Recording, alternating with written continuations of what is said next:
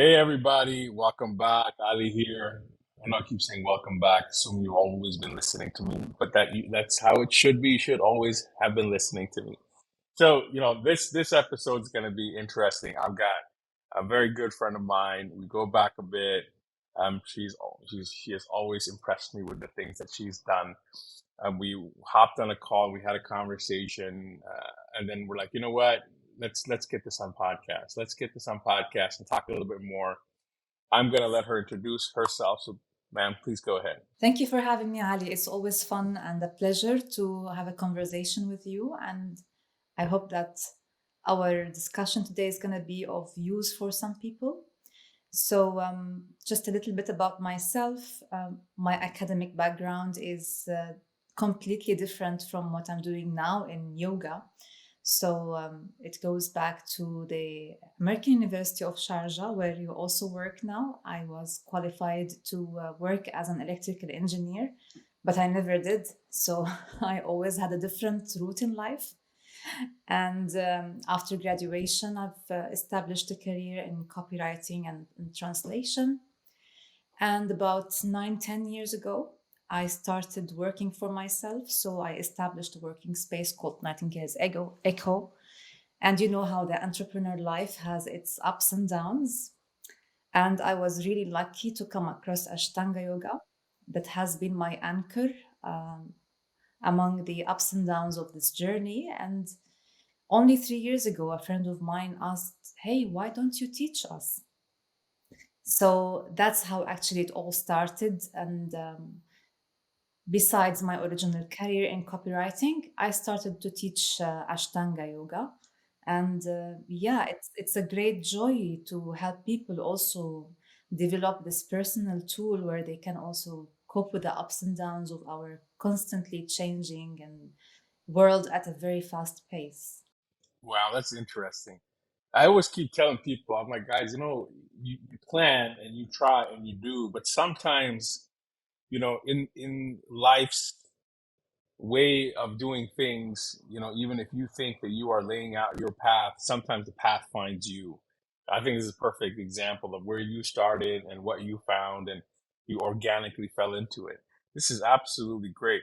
So, listeners, you guys know this is our mental health podcast. We're always talking about mental health and wellness and things associated and surrounding with it. Azar, tell me a little bit more about yoga and what it can do for me.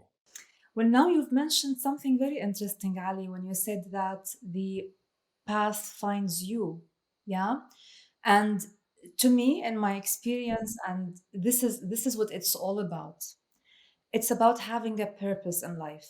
Yeah. And it's not about what I want. It's about what life wants from me. And life will tell you if you are ready to listen. Yeah.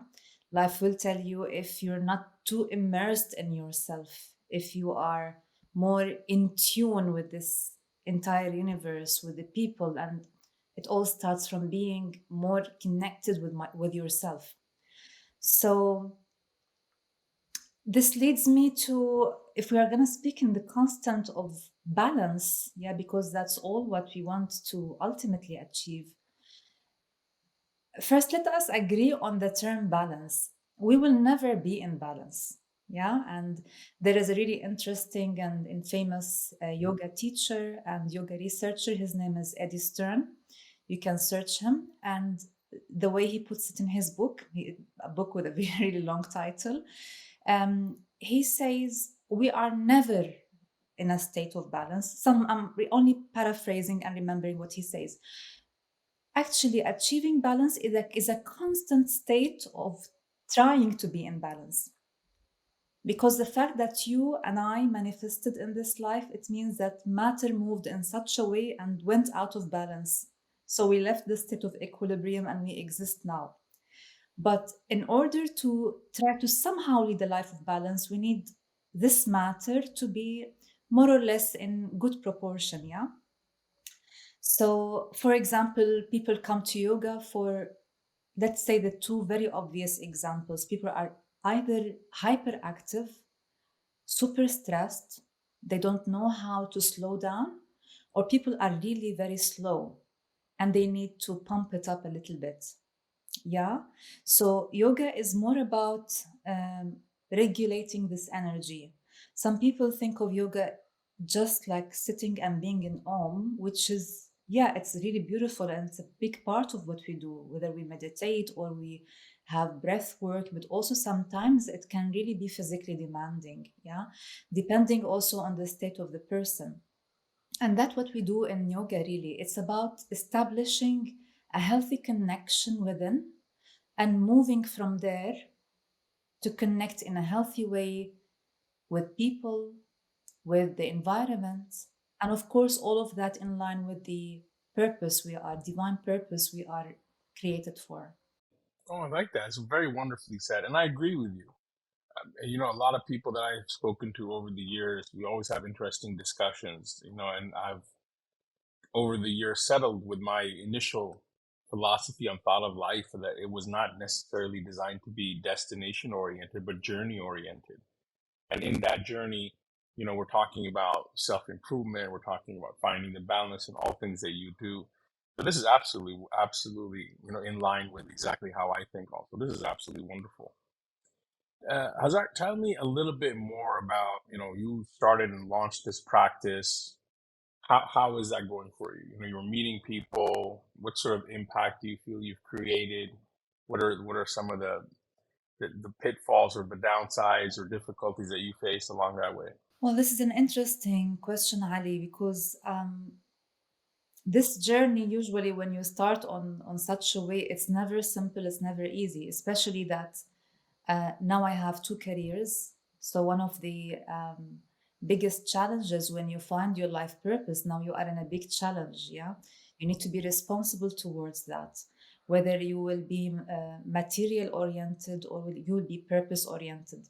So in order to create that balance, I lead two careers. So I don't want to be 100% dependent financially in what I do, but at the same time it needs to make financial sense, because also people appreciate things when they work for them, when they invest in them, when they put some resource in them. So this is one challenge, and somehow I think I found my way around this. Still it is demanding. For example, waking up this early is not strange to me. Usually I even wake up even earlier at 3 or something. And then instilling this discipline in people, because for example, in the case of my students, there are many distractions around us, and sometimes they don't show up to practice because they have been, I don't know, in a party, or they had people over, and in that case they loosen up their practice a little bit, and this balance kind of go off balance. So I need to continuously talk to them, of course you need to also understand this borderline of how much you can push and when you need to let go.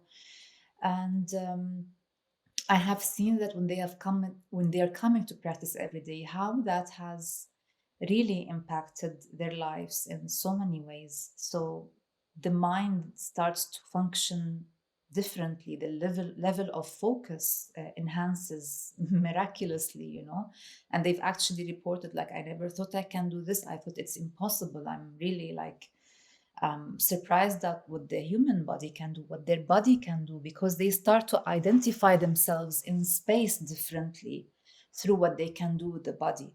So basically, when you see people putting themselves in a difficult body posture, it's nothing about the form. Yes, of course, it can look nice and impressive, but when you come down to it, it's like a simulation of real life. So we come to the mat every day before we meet the world, trying to calibrate ourselves and creating life simulation. How balanced am I today? How strong am I today? How flexible I am today? So the body is a reflection of the mind, and everything that happens the day before will, manifest on the mat the second day. What you ate, what you thought, how much you rested or not rested. Yeah. So this is kind of your if you like it, your balance compass before you go and you face the world. So if you give me the option whether I should wear makeup or do my yoga, no, I will do my yoga, because I know that's a better makeup for myself. Yeah. So So this is basically, yeah, I mean, having them said, well, I had this kind of rheumatism case, and now it's on its way to recovery, and you can see all that on my page as well. Or I understood the pattern of life and how the mind works through it. Now I know my priority is to be with myself, and then everything can wait because then life demands me to be connected before I meet it. So all of these examples assure you that you are on the right path. Or when a student in the UK, after having practiced with me for several months, says, well, you know, I am grateful for you, and I express this and send you this gratitude every day when I practice, because what we do in Ashtanga is empowering people, so they don't just come for a class, they learn a tool. Whether I am with them now or not, they've already had their own practice, and now they're responsible. And it's up to them really whether they want to keep practicing it or not. Thank you, Hazar, for sharing that. You know, one of the reasons that we communicate so well is we're coming from common ground and common context, in the sense that you're an entrepreneur. You got into the game very early on. You understand the hustle and the bustle and difficulties and the stresses associated with it. You know, getting your business off the ground, thinking about financial security, thinking about all of these things. And it's not like, you know, born with silver spoon in the mouth and yoga is just my fun pastime. You've integrated it into life. And one of the things that I talk about, and you know, my listeners have always, I'm sure they've heard me repeat it many times, is I hate the term work-life balance, because what that implies to me is that these are two separate things. I have to live a torturous work life, and then I need to balance out that torturous work with something nice, so my overall average turns out correct. I hate that visualization even. You know, and I tell everybody there's no work in life, there's life. Work is a piece of it. And all the other pieces are part of the entirety of life. And this is where I think that balance discussion always comes in. I think I could barely go 5 minutes without throwing the word balance in there and then having to expand and explain it. But you know, and I think this is why I appreciate your feedback, because it connects to life. And when we're talking about balance, we're talking about balance of life in its entirety and all of its components. You know, not just the work and the fun stuff, but we're talking about yourself, we're talking about work, we're talking about career, we're talking about things you enjoy, we're talking about relationships, even we're talking about, you know, how we exist as a human and how we interact with other humans. So it's an entire all encompassing life that whenever we discuss, that's at least, you know, the vision that I have always had. Hazar, talk to me a little bit about, you know, how is, I'm gonna switch to a little bit more on the practical side of things. So how is yoga gonna help me today if I operationalize it as part of my life? So the first thing that yoga works with is the mind. Of course, if you approach it as such, yeah. So, for example, the sacred text of yoga, or let's say the foundational text on which yoga is based, the yoga philosophy, is nothing but formulas to understand the mind, purify it, if you like, and lead a life of balance, ultimately connecting to everything, this totality of life that you've just spoken about, that we cannot just separate things, we need to integrate them all together. So it's about ultimately, of course, creating this laser like mind where you can differentiate things better, classify things better, and be centered in yourself. And I think that's what we need the most, really.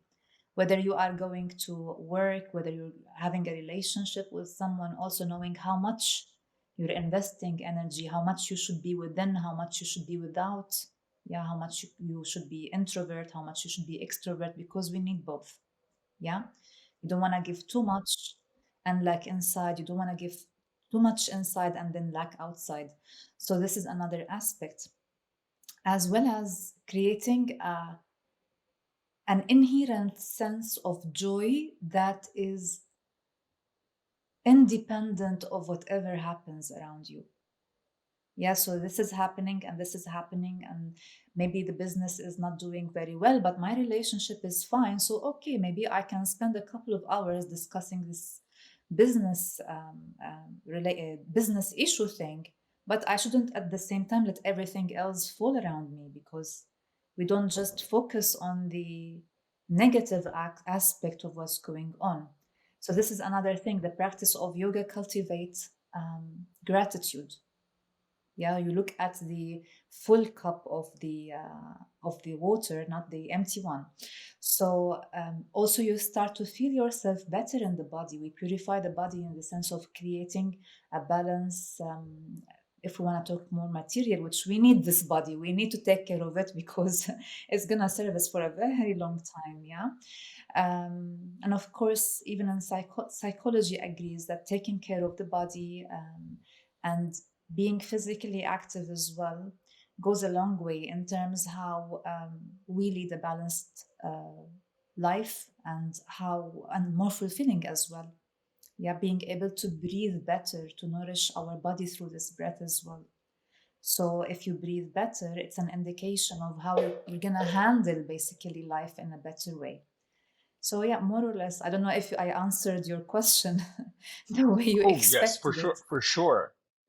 No, no, this is exactly what I was talking about, and you know you've said it exactly perfectly.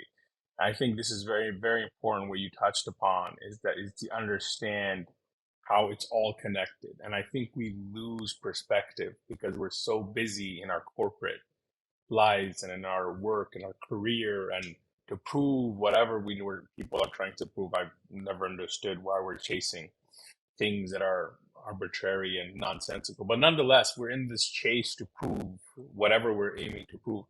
And we burden ourselves, not just the physical body, but we burden our souls, we burden our relationships, we burden everything else around us. And that's just, you know, one fire that we decide to carry everywhere. And like you very rightfully said, okay, yes, I might be dealing with something in my work situation or my job or my startup, but on the other side, you know, I'm here to take care of myself. I'm here to find that balance. I'm here to, you know, equalize that energy into a lot of different things. And circling back to things I've said in earlier episodes, also, we always talk about what I, at least what I say is the sphere of control that I have. There are things that are in my control, and there are things that are outside my control. And I always talk to my friends about the same thing. And I say, look, the things that are outside your control, you can look at them, you can recognize them, you can understand and appreciate them, but that's all you can do. You can't impact or change them. And because you can't impact or change them, why are you letting it burn you? Why are you letting that heat burn you? You know, look at the things that are in your control. Look at those things, and those are the things that you need to think about and actively kind of pursue and push forward. So, you know, you've echoed exactly what my thoughts have always been, and is absolutely wonderful. Hazar, I know you have put together a retreat of sorts. Tell me more about the retreats that you have done, and I know you have one that's upcoming also. So I want to know a little bit more about, you know, what can be expected out of it. How can one participate? Thank you, Ali. Just to touch base on what you said, I think the big issue is being consumed by what we consume. Yeah.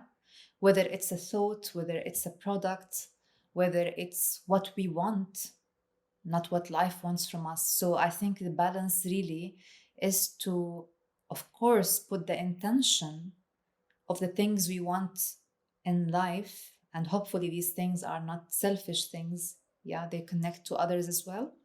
And then work towards them with the trust, which is very important, that eventually things will work for the best. Yeah. Now, thank you so much for giving me the chance to talk about the last retreat and the upcoming retreat. Last one also happened in September. It was a great experience. I had people coming from the UK, from Turkey, they came from Dubai as well. And it really was so nourishing, rich to have all these people from different backgrounds coming and connected to the same practice regarding of their background. They mostly all were from the corporate world, hardworking people, ambitious, successful, and they all reported how great an impact it had on them when they came back. And I'm not trying to say this about the retreat, but I'm just using their feedback because they said, like, well, it led me to take big decisions in my life and how I can look at things. I can't really describe it in words, but they said, for example, I'm not the same person. It just, things are never the same after that, because that's the intention which I set before any retreat, is that people will be inspired for a lifetime. Yeah, to develop some sort of tools. Of course, you cannot fit everything in 1 week, but you can definitely learn tools that you can reach to at any time and utilize according to where you are, what stage you are in. Now, the upcoming one is going to be a Mediterranean retreat. And true to the concept of what we need today, it's called, or the theme of it is back to basics. Yeah. Because, most of the stress that we live today is because we want too much, way too much than we really need. Yeah. We still act from a fight or flight response, where really it is no longer a matter of fight or flight. I mean, if we look at life now compared to life in the past, we all have decent food to eat. We have decent places. We have roof over our head. But, like thousands of years ago, people were still trying to secure those basic needs, which are more or less guaranteed on, the level I'm very thankful that I have these things. So it's no longer that, but we still operate from that place of fear of losing our life, where it's no longer there. So it's about really reminding people of what really matters. And the venue is going to be absolutely stunning and awakening in that sense. I personally checked it and made sure that like it is what it looks like. It really strikes the perfect balance between luxury living and natural living, because it's a sustainable project itself. So they are self-sufficient. They create their own water, electricity. They treat their own water. They plant their own trees. Yeah, so they really live in a way that respects nature, which is another thing we really need to contemplate if we're going to make it in the coming decades as a human species. So, yeah, it's going to integrate all these aspects we spoke about. We're going to do the physical yoga, the asana, as well as the meditation. We're going to integrate chanting as well of pranayama or breath work. So it's going to be a week program. It's going to take place between the 18th and 24th of September. The venue is small, so it's not designed to host so many people, which I think is fantastic. We're going to be energetically aligned. And I really hope I can welcome people on this journey and share what I know and leave them inspired as well when the retreat has finished. That was absolutely wonderful. I think such a wonderful initiative, and I think so well needed also. We get so used to the life that we're living and just kind of chasing the next target or chasing the next deliverable and chasing, the next KPI. We forget that we're human. We forget we're part of humanity and the species, and we forget about the planet also. Yes, we see the, hey, don't use plastic straws anymore type of stuff going on, but that's really not going to make an impact. We need to have substantial changes in our own lives and our lifestyles to have substantial impact, positive impact on the planet. And this goes back to the thing we started our discussion with. It's not just about balance in oneself, but it's about balance of oneself with the world that's around you and the people that are all around you. This retreat sounds absolutely fantastic. For those listening, I will include details on where to click and all that type of stuff to find out more about Hazar herself, as well as the retreat, and how to register for it. This has been absolutely fantastic. Absolutely fantastic. Before we go, I'm gonna put you on the spot. For those people who are stuck in an office chair listening to this right now, what's something they can do right now that will take that stress down a notch, that will take away from that constant buzzing in their head? just a couple of notches down, what can they do right now? Just start shaking yourself a little bit. You don't need just to be sitting and looking into your screen. And this is, by the way, this is really a problem, just jotting the face down. So you can just take your hand back and make sure you're sending your head back into your skull. As simple as that. You can just move around a little bit. You know, twisting is great because it improves this communication between the right and the left hemisphere. You can just stretch up, you know, and let life open, let your chest open and roll it forward and backward, where you inhale as you go up and you exhale as you go down. And, you know, just connect to this breath of life. There is so much you can do. You can just move out of your chair and strike a conversation, feel the atmosphere around you. It's incredible, Ali, that maybe someone next to me, a colleague, is not nasty because he or she wants to be nasty, but because they are in deep suffering and they just need someone to say, hey, is everything okay? And most of the time, we just overlook these people. We can do so much just by looking around, you know, connecting basically with the round around us. I like that. My solution is, Ali, don't throw this guy out the window. Don't. That's my self-talk.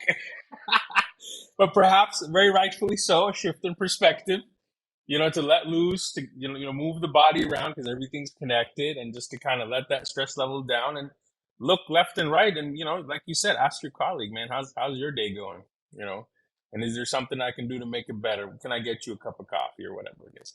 I think the small things always have great impact. I think gratitude is very important. I think peace and loving yourself is it really needs to be a top of the list for everybody.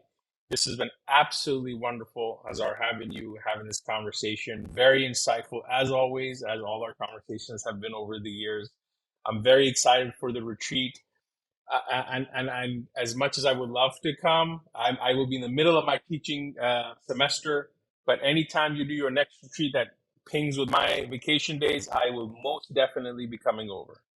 100% for sure. And I'll be so much looking forward to it coming. Thank you so much, Ali. Thank you. Thank you. Thank you.